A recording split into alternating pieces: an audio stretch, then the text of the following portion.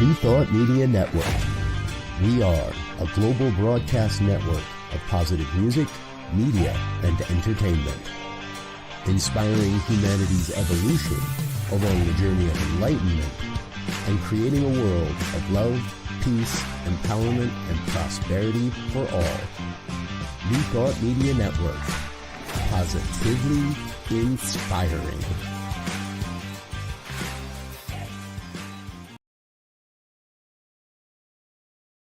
Welcome to Girls Behaving Metaphysically. Your hosts are two girls who believe that life is awesome, that laughter heals, and that it's possible to find deep spiritual insights in everyday experience. Here come the girls. It's more than practical. Here come the girls. Way more than merely factual. If you want to know the secrets of a life that's free, listen to Girls Behaving Metaphysically. Listen to Girls Behaving Metaphysically.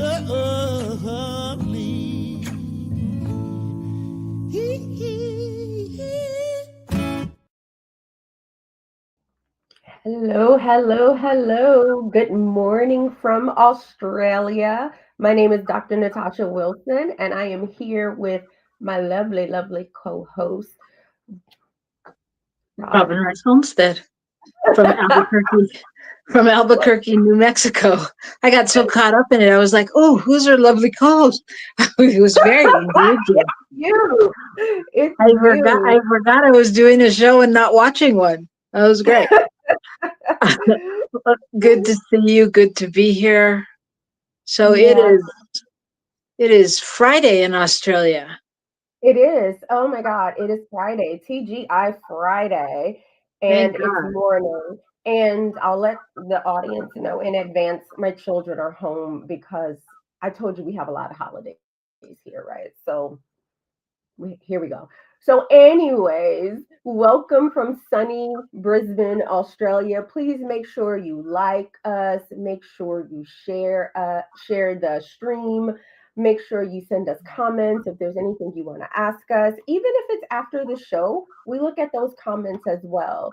So do all the things, like, subscribe, share. We will totally appreciate you for it. Yeah, and it really makes a difference. So thank you for doing that. Mm. So it's sunny over there in Australia? It is. It is such a beautiful sunny morning. Like I almost like I can't wait to go get out into like not in my office, right? I just want to go outside. It's so beautiful.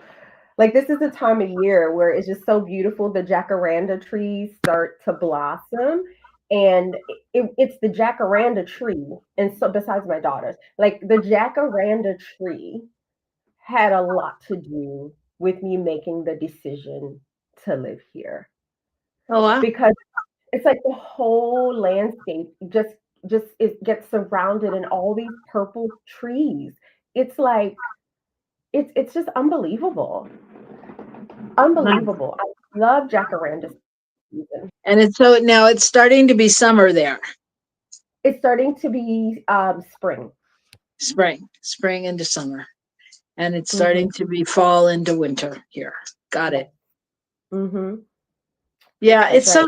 So, it's so lovely to have seasons, I mean, because like I'm from California. We didn't have a lot of seasons. It was a kind of like all one. Yeah. Sometimes it would get hot, sometimes it would get cold, but it wasn't like, oh, now we're in winter, now we're in summer. But here in New Mexico, it's pretty clear when you're in summer. I grew up in New Orleans, so I get it. Yeah. It was like one season, like all year round. I didn't actually get the same thing here. I feel like I didn't really get to experience seasons until I went away to graduate school for the first time, which was in Iowa. And then when I went to grad school in the Northeast in Maine, like that's where I felt like I experienced legitimate seasons. I know. I don't know if it's like this illusion of TV and life, but I always think of the East Coast having the seasons. Like the leaves turning to gold and orange in Vermont, and then you It's go into the true. snowy season. No, it's Yeah. so true. And it's beautiful. I would say like my favorite time when I lived in the Northeast was fall. Not just because that's my birthday season, but because it really was. I'm like inspired by like foliage, clearly, but like that time of year in the Northeast is like unbelievable. Like it's so beautiful to watch the trees turn red and yellow and it's just beautiful. And I want to be clear because I always think California gets a bad rap because the leaves do change colors. Things happen. It's just the weather doesn't really change. It's not Okay, like, yeah. because I remember looking around going, well, our leaves are changing. We have a season, but it just doesn't feel the storybook way it does on TV or, in a Mm, movie. mm, So. yeah. Well, yeah, it's true for New England. Like literally the birds go south. Like it's a real thing. The birds go south. Well, and I was just thinking about like how well in California too, because like they fly into Capistrano or whatever they do, Mm, But I was just thinking about the way things seasons are depicted in movies and what we get from that, and I'm like, well, New Mexico, you get like desert and rattlesnakes. I haven't seen a rattlesnake, but I hear that they're there somewhere. But I mean, you see like this desert, dusty. That's like how it's depicted, you mm. know. Do you know what's interesting, Robin? And I'm not sure if I'm saying something you already know, but I just find it very interesting that here in Australia, when you are to the east of the Great Dividing Range, it's like lush and tropical and rainforest, depending on, certain locations. But when you go west, it's like just like the west in the United States. Like you have desert, it's dry. It's very much the same. Like I find that really interesting. That it is interesting because it's true. You don't think of certain places like that, but then like you hear about the outback in Australia, Mhm. but Right. no, I tend to think more about the koala bears, Which live because they. on this side of the dividing range, the one I live in, right? This tropical, lush, sort Yeah, of hotter as you go north, cooler as you go, or cold as you go south, but still like very full with like trees and all sorts of like rainforest. And then when you go west, it's like all dry. It's like desert. Yeah, very yeah. much like the US in that way. 73 degrees in Ohio. Nice. I don't Yeah, know I don't what know. it is here today. I don't either. I don't know Can we what get it a is weather here check? Go. either. I'm talking to my people. Anyway, so it's so good to be here. So good to be here. If you're out there, please say hello to us. Let us know what the temperature is where you are and where you are today in New Mexico. According to my sources, it is 84 degrees. It was pretty warm. It was pretty Yeah. warm, but it's so random because it can rain later in the afternoon and get cool. I don't know. I don't Mm. know. Global warming or just the way it is. Who knows? All the things. All the things. All What the I time. do know is that you have the deck for us today and that you're going to shuffle our card for the week, pull our card for the week. All right. This is our card pull of the week. This is where we see what has shown up or what is coming up or what's guiding us or what we think about what we pull and how we can pull it into our lives, Hmm. believing that everything is here to teach us something. So, what are we being asked and taught today? So, everybody out there, hold that in your intention and see how this plays into your life when Natasha tells me to stop. Okay, you started shuffling? Yeah. Okay. Go, go ahead and stop. All right. Uniquely myself. Hmm. There it is. Okay. Can you see? Oh, what a beautiful image. Yeah. They're very pretty cards. Uniquely myself. It says, I trust that who I am is perfect for my unique journey and soul path. Hmm. Hmm. Interesting, because the card right below it, which I just happened to have seen, is soul's journey. So clearly, it's something about the soul's journey, uniquely myself. I trust Hmm. that who I am is perfect for my unique journey and soul path. Hmm. What does that bring Yeah. up for you? It makes me think about your voice, your outgoing voicemail message. You know that Dr. Seuss quote. Mm-hmm. Yeah. And it also just makes sense, right? Like we're here to be who we are. We're here to discover what it means to be who we are, like not what everybody else tells us we are or is. Oh my God, I'm sorry, I can't get my subjects and verbs to agree this morning.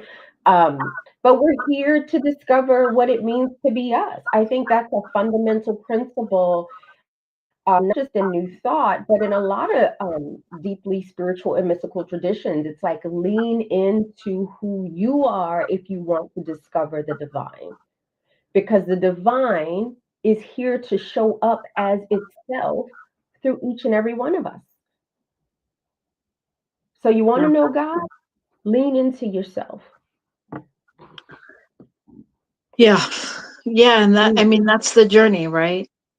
That's the journey is remembering, discovering, creating, whatever it is, who we are. Because so mm, much of the journey, I mean, we go from coming into the world knowing to learning all the other things that people think we should say or know or do or be, yeah. and then influenced by people and teachers and media and things, we may lose ourselves amidst Mm, that, mm, mm, and actually, Gil and I are teaching a class right now, Change Your Thinking, Change Your Life, mm, loosely based on Ernest Holmes' book. And it's just so interesting. I think even the little nuances of taking yourself back, mm, reclaiming your spirit, and just even and I do this all the time in my dialogue, like correcting things like, you know, like things we say like, "Oh, you're killing me," or just the way we speak. And is that the truth? And I don't want to say that. I don't want to affirm that. I want to, mm. and so really being clear with affirming who I am and what's happening in a new way, as opposed to just in the way of being caught up in what I've been doing for Mm. 100 years.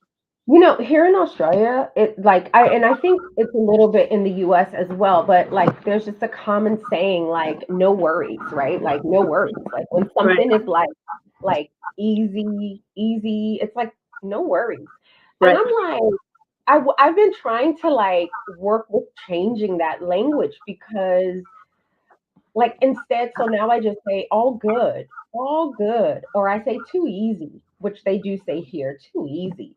So I'm letting myself adopt some local colloquialisms that I feel like I've been in resistance to, but also I had absorbed some, right? I got really in the habit of like saying, oh yeah, no worries. Yeah, no, all good. right.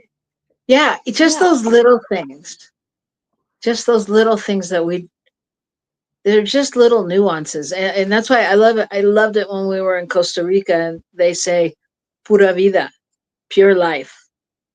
Everything is pura vida, pure life. That's what happens. Life happens, life's good. Yep. I mean, it encompasses all of that. And it's just like, it's okay. Be in the Mm-hmm. moment. Yep. So, Absolutely. Absolutely.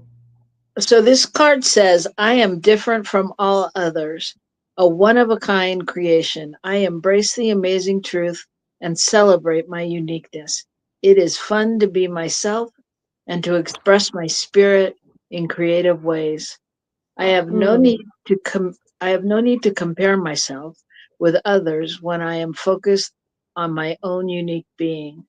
I follow my own spirit, go my own way, grow at my own pace, and enjoy my own experience of life. I trust that who I am is perfect for my particular journey and soul path. I love the unique expression of myself on this planet and treasure my life as a sacred gift. Mm. The affirmation is, I trust that who I am is perfect for my unique journey and soul path. Ashe. Yeah, amen. And that is the charge for each of us to remember that that's who we are, and that we all bring that unique piece of the puzzle. Yeah. And how could it be any other way? When if I sit with it, I'm like, how could it really be any other way? Yes, I agree with you. And, I think that's where we get tripped up sometimes, because then we see something we don't like or someone we don't agree with, or, some of the horrific things that have gone on in the world over the past couple of weeks, with shootings and this and that. And we go, whoa, how can that can't, how can they claim that as a uniquely you experience? How can that be in the positive? And so I think it's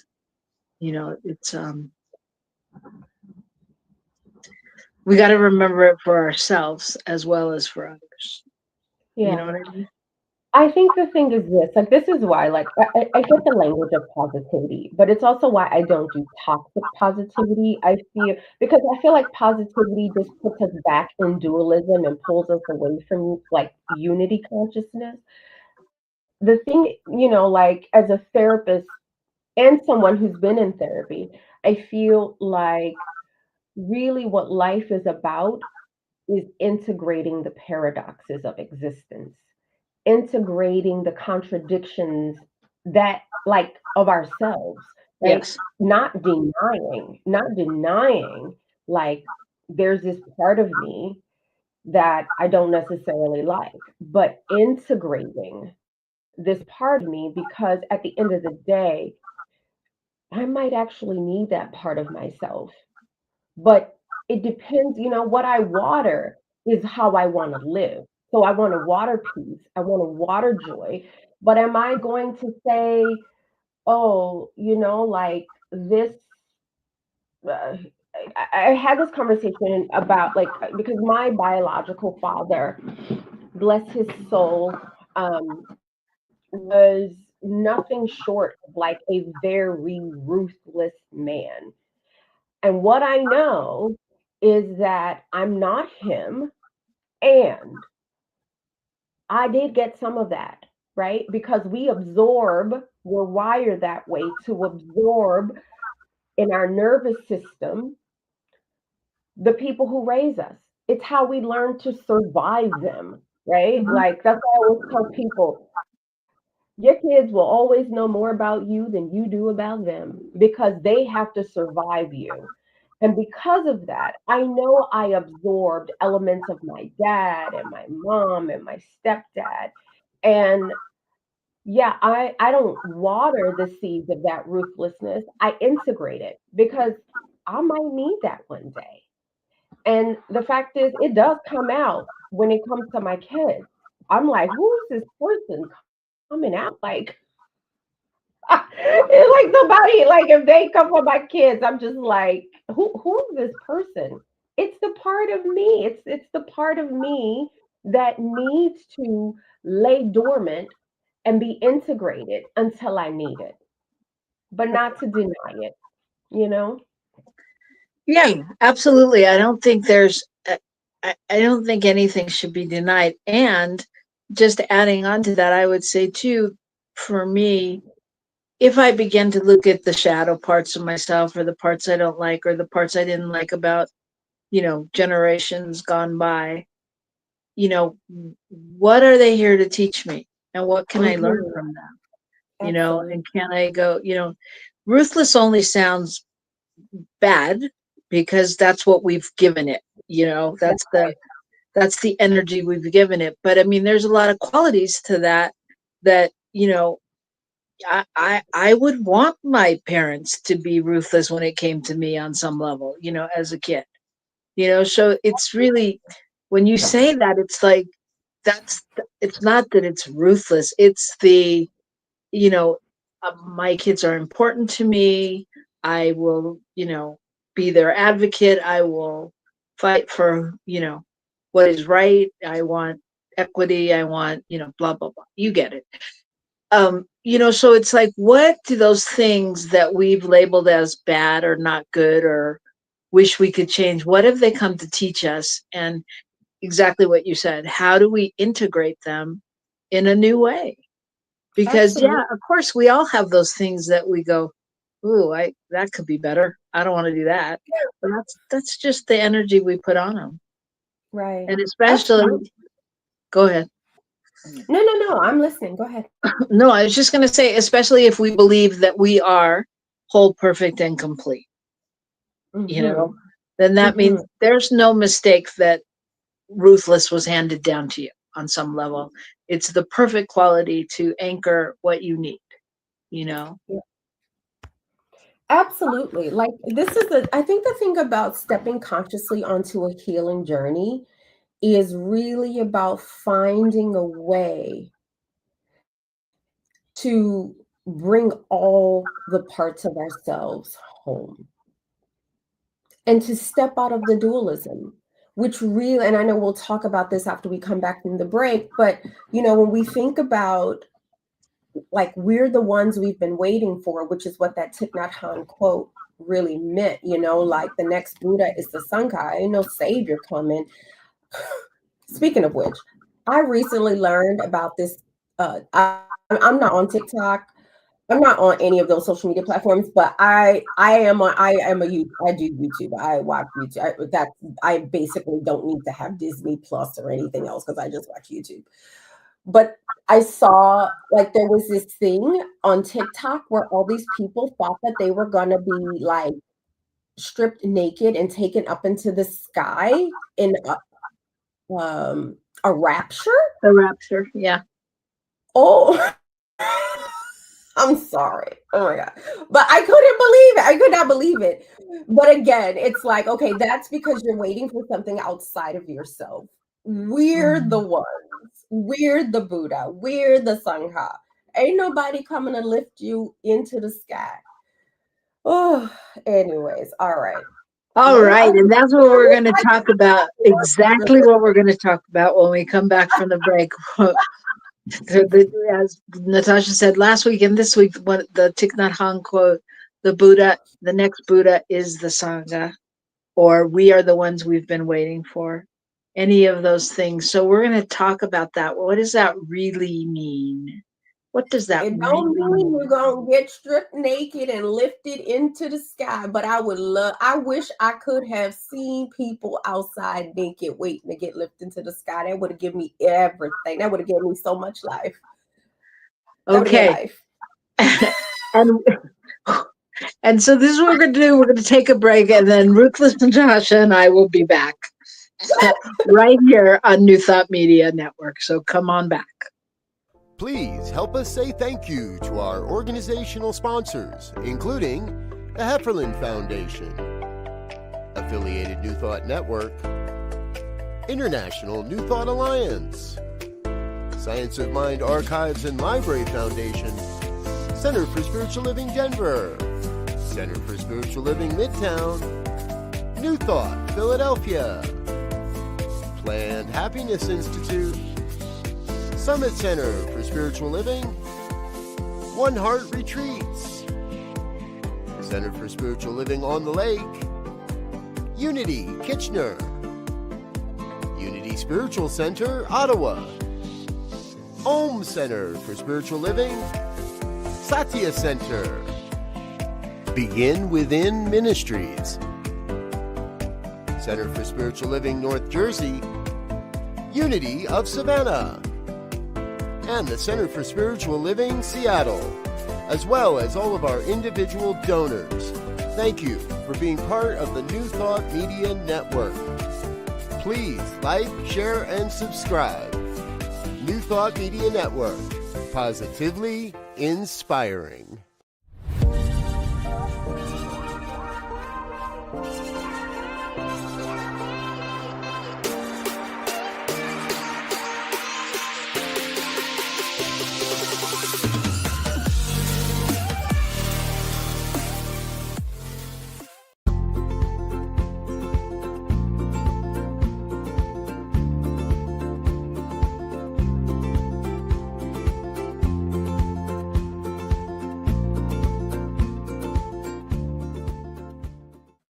Well, hello there. This is Dr. Sydney Steen. I am the senior minister and spiritual leader of the North Hollywood Church of Religious Science. We are a oneness center for spiritual living.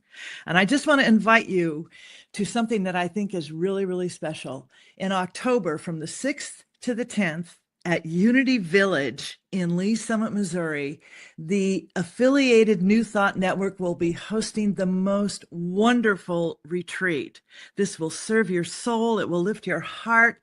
And oh my goodness, I want to call it an advance. So come hear wonderful speakers like Martha Creek, Sonny Cantrell, and the music will be off the hook with Ricky Byers. There will be so much there to support your soul. I hope that you will join us. You can go to antn.org. That's antn.org. You can get all the information. You can sign up. You can use a credit card, and it is safe and secure, and I hope to see you there. Have a blessed day.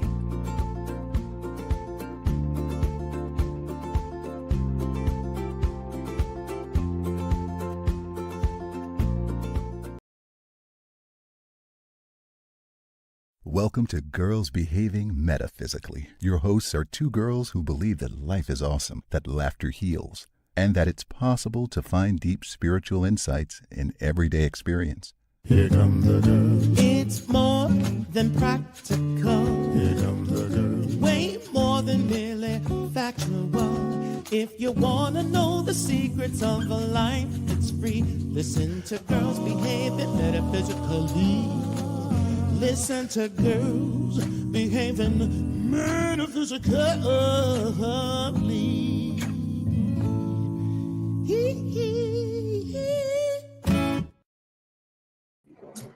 Hello, welcome back to Girls Behaving Metaphysically. We are here today to talk about We Are the Ones We've Been Waiting For. And Thich Nhat Hanh's quote, "The next Buddha is the Sangha." And what does that mean? Yeah. I'm Robyn Rice Olmsted. I'm Dr. Natasha Wilson. Dr. Natasha Wilson is right here, right now. So if you're out there listening, please feel free to let us know where you're watching from, and throw out a question or a thought if you have them for us. We'd love to talk with you. And where do we begin, Dr. Natasha? Well, the next Buddha is the Sangha. I think it as much as I was sort of like having a great, like in my head, like laugh about how much I would have liked to like walk out and just see butt naked people waiting to be raptured. This is kind of the opposite of it, right? The next Buddha is the Sangha. It's like the inverse of that, right? Waiting butt naked on your lawn to be lifted into the sky. This is like, no, we're saving ourselves. My daughter's knocking on the door. I'm so sorry, people. So yeah, we are the ones we've been waiting for. We're saving ourselves. I think that's a great point. I mean, to think about, what does that really mean? Because I know sometimes it's hard for me to save myself from myself. And so when it gets big like that, it becomes a different charge. Are you back? What do you mean when you get when I it said gets big? sometimes it's hard for me to save myself from myself. Okay. So when I think about we are the ones that we've been waiting for, it's sometimes that feels overwhelming. Why? Why does that feel overwhelming? I'm curious. Because sometimes it feels like a lot of responsibility. I mean, Hmm. sometimes it feels like, I mean, not always. I'm just saying in general, sometimes it's, when I find myself not being as compassionate as I think, or as loving, or as understanding, or any of those things, then I think, is it really me? Is it really mine to do? Mm.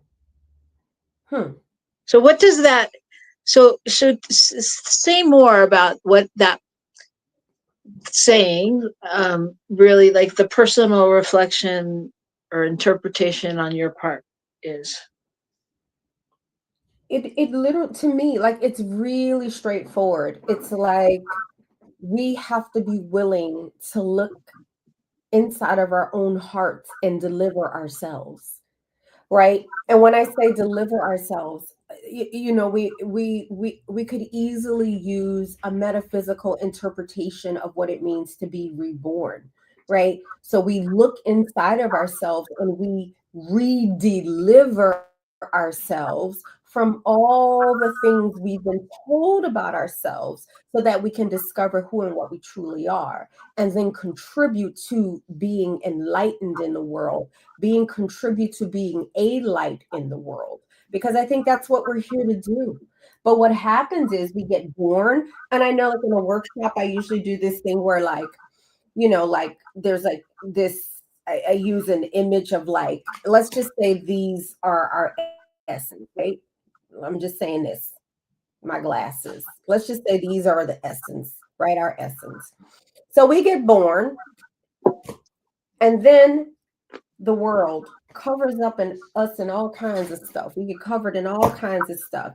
And so our work, when we decide to step consciously on the path of healing, is literally removing all the things that's been placed on us so we can remember the truth of who we are.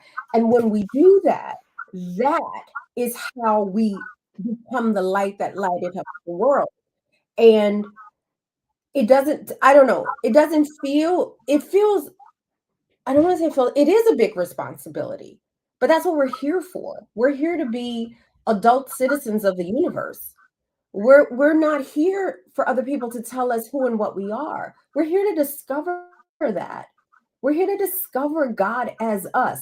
That is huge. And it is a huge responsibility. And it feels 10 times better than being covered up in all the crap the world tells us that we are.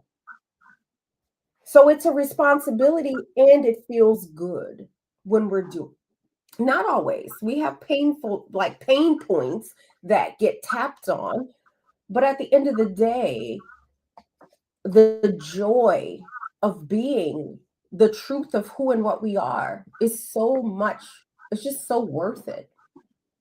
Well, and I would say that the pain points are generally growth spurts. Absolutely. Yeah, I agree with you. But I want to say, I think that the sayings, even though they allude to sort of the same thing, I think that they're different. What do you mean?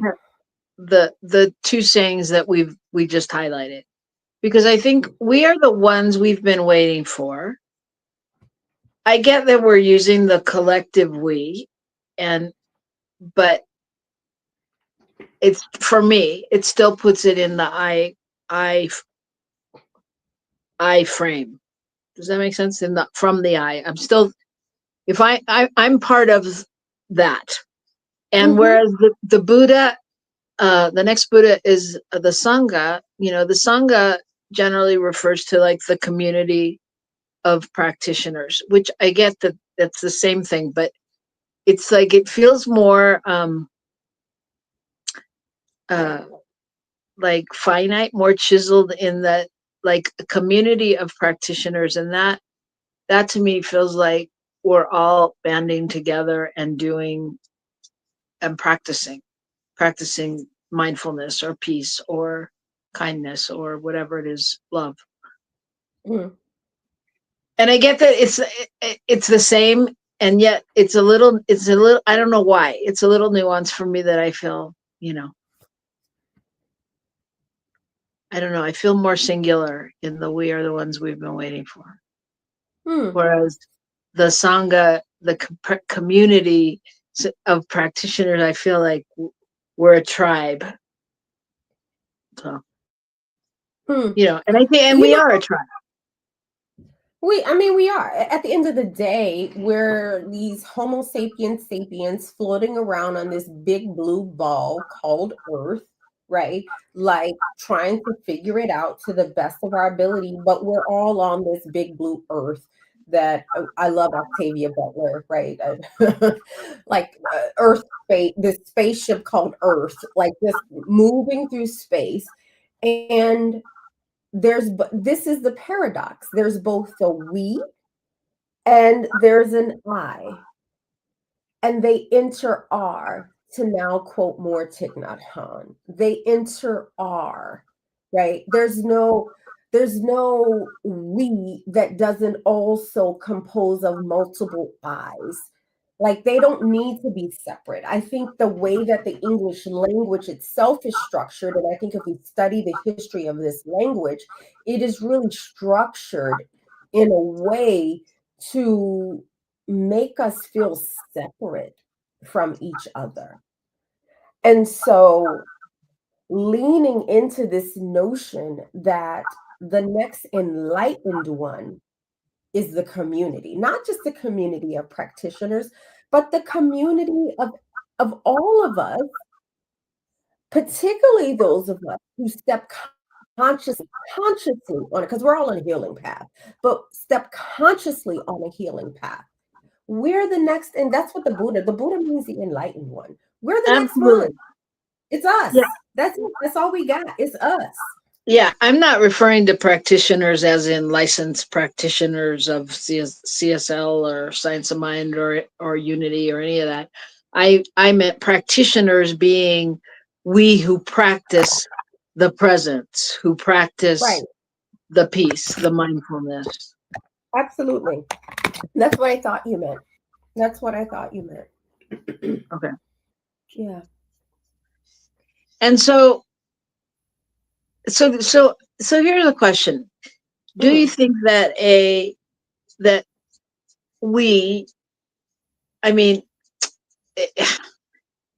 I'm not saying we as a spiritual community, because basically we are speaking to a spiritual community here.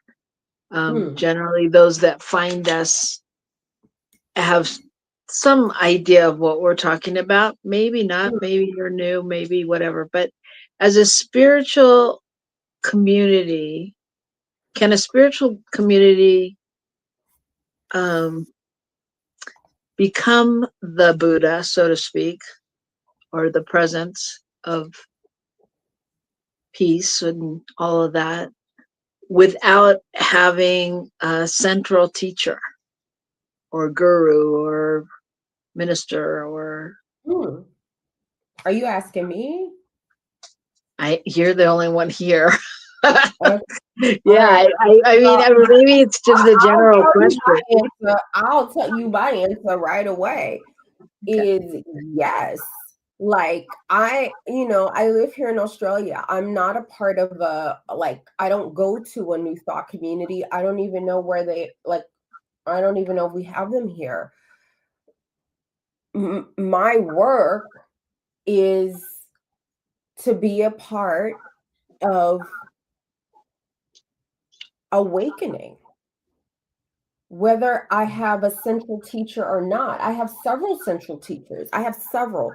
They come to me in the forms of books. They come to me in the form of Thich Nhat Hanh. They come to me in the form of Gary Zukav. They come to me in the form of Michael Beckwith. They come to me in the form of Reverend Gill. They come to me in the form of Reverend Michael.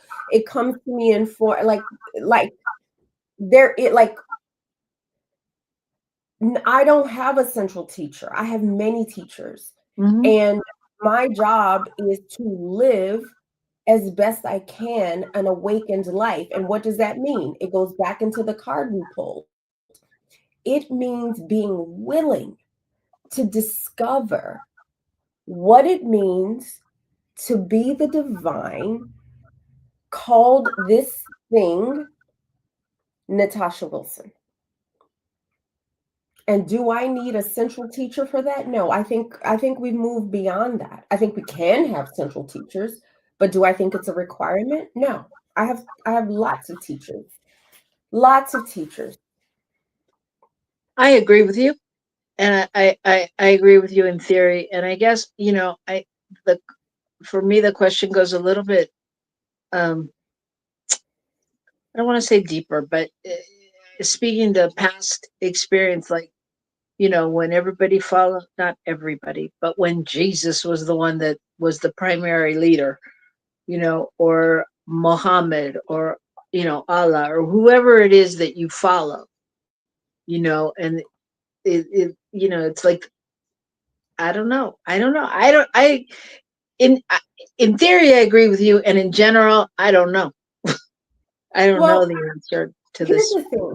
I think this is what we're being called to evolve beyond, like looking to someone to save us, right? I feel like we can have multiple teachers. I feel like it's important to be a part of a spiritual community. And at the end of the day, we have to come home to our own hearts.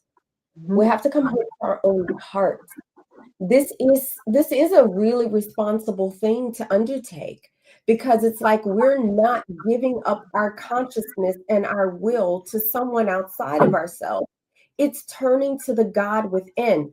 Yes, we can have guidance on that path, but I think we have to be really mindful about how, as a species, we in the past, we made the pastor the God, we made the reverend the God.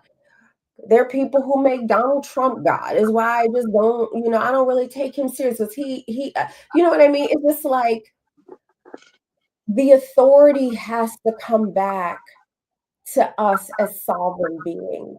We have to be willing to claim that, to be the Buddha, to be the enlightened ones, to be the sun god that wakes up. Is that easy? Probably not. But it does mean we have to let go of a lot of old mode, like ways of thinking. Like we have to. Well, I agree with you. And we don't have to. We can like die out. I get that's also an option. Yeah, there's options.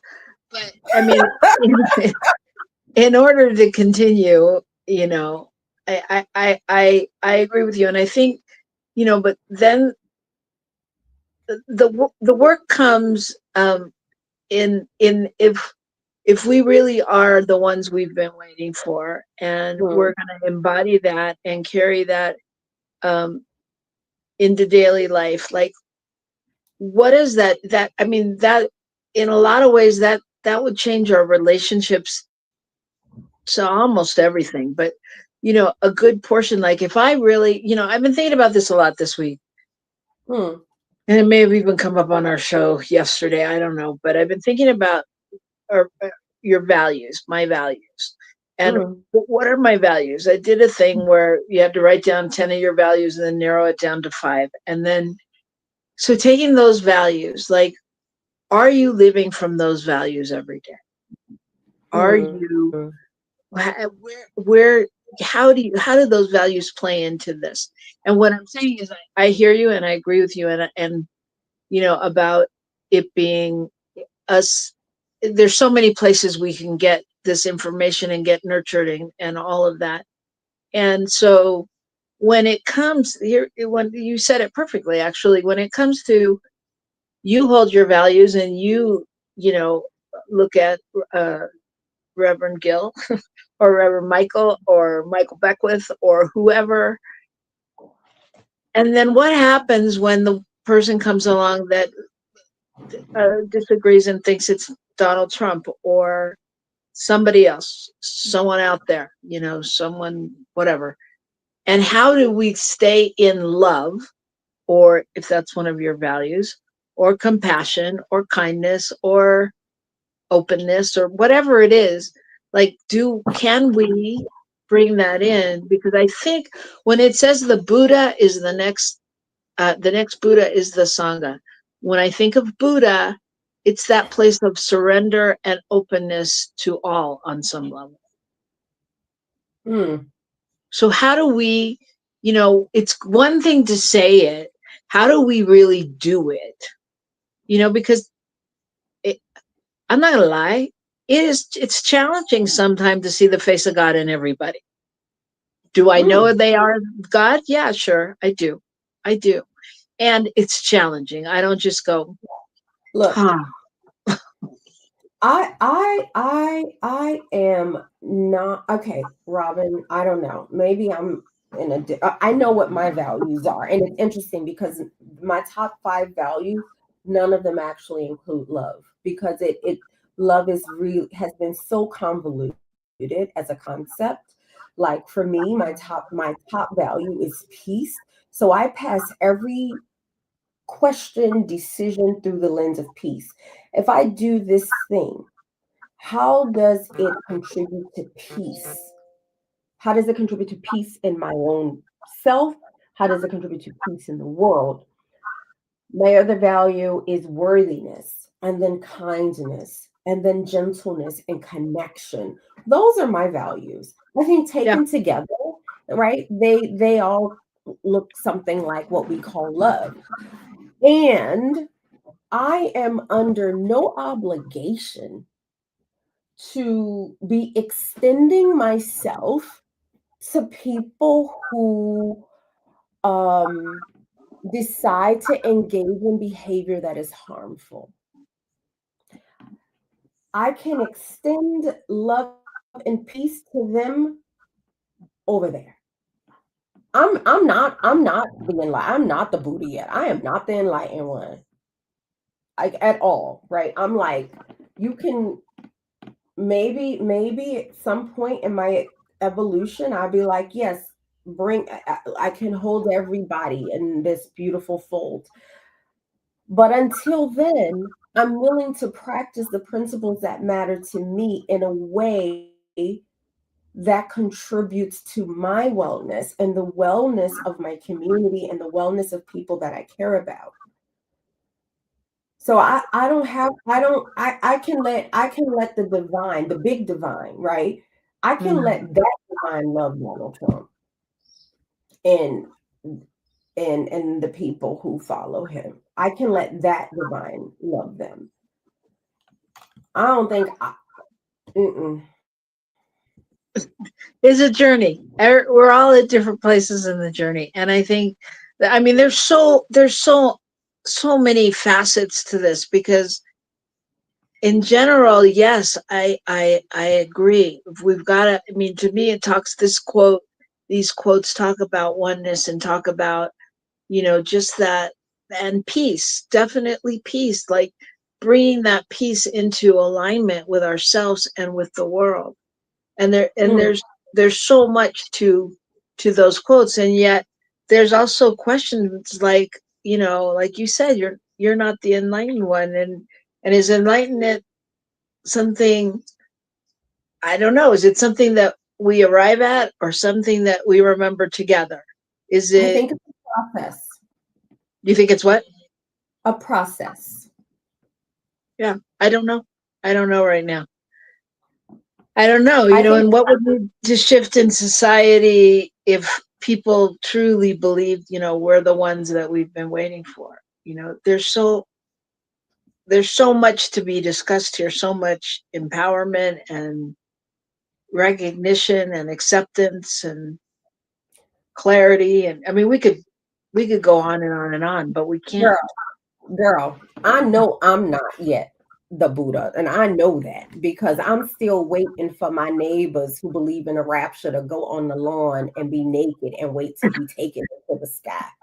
Okay, so I know I'm not enlightened because I'm still waiting for that. I just want that, and I want it on video because I need it. That gives me life. I just want them all out there butt naked, hearing the trumpets. I'll play the trumpet, and then like while they wait to be taken into the sky. So you see, I know I'm not the enlightened one because I'm still waiting for that. While I drink out of my mug that is a witch because I'm kind of witchy. Oh, so many questions, so many things to uncover. Well, we have come to the end of our time. So it happens so quickly, but that's the way it is.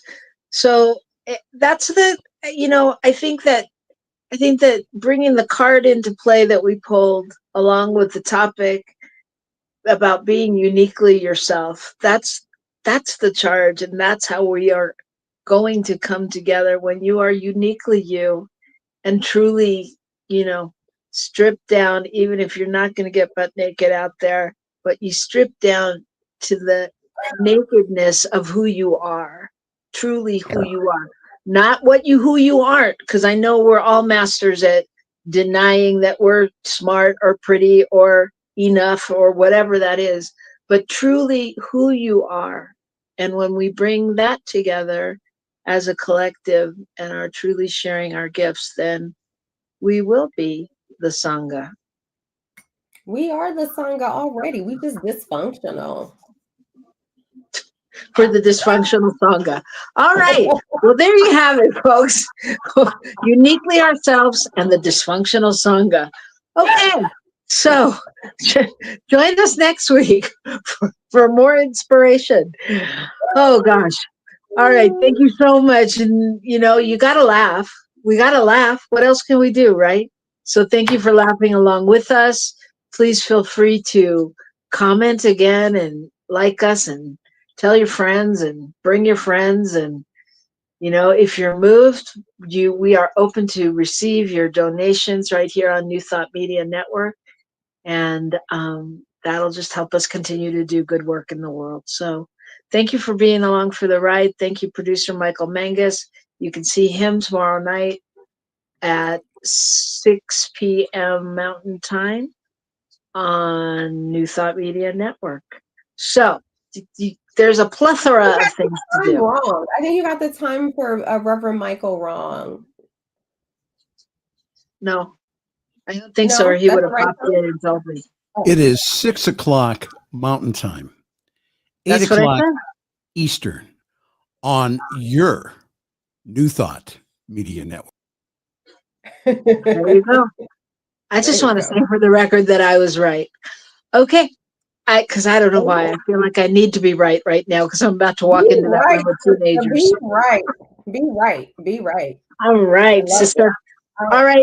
Good to see you. Good to connect with the outback over there and the foresty side. I live in the outback. I live in like the lush part. The outback is like the desert. I live on this side of the dividing range. It's just claim the whole country. It's one.